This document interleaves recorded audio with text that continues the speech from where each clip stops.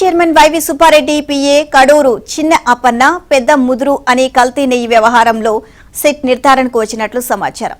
చిన్న అప్పన్నను కస్టడీకి అప్పగిస్తూ Nellore ACP court అనుమతించడంతో SIT అధికారులు నెల్లూరు సెంట్రల్ జైలు నుంచి అదుపులోకి తీసుకున్నారు.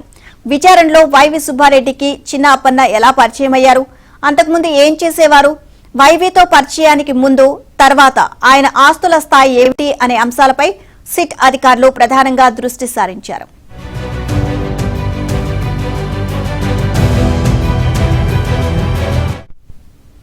బ్యాంకు ఖాతాలో భారీగా నగదు, విశాఖ పరిసరాల్లో ఆస్తులు ఎలా సమకూరాయి అన్న ప్రశ్నకు తనకు అంత స్తోమత లేదు అని చిన్న అప్పన్న సమాధానమిచ్చినట్లు తెలిసింది. అంత స్తోమత లేనప్పుడు ఇన్ని వ్యవహారాలు ఎలా నడిపావు అని టీటీడీకి నెయ్యి సరఫరా చేసే డైరీల డైరెక్టర్లు, వారి కుటుంబ సభ్యులు, వారి ఫోన్ నెంబర్లు ఎలా తెలిసాయి అంటూ సిట్ అధికారులు ప్రశ్నించినట్లు తెలిసింది. నెయ్యి సరఫరా వ్యవహారం వెనుక చాలా మంది ఉన్నారని, తనను పావుగా వాడుకున్నారని చిన్న అప్పన్న సమాధానమిచ్చినట్లు సమాచారం. వైవి సుబ్బారెడ్డికి తెలియకుండా తాను ఏ పని చేయలేదని సిట్కు చిన్న అప్పన్న చెప్పినట్లు తెలుస్తోంది.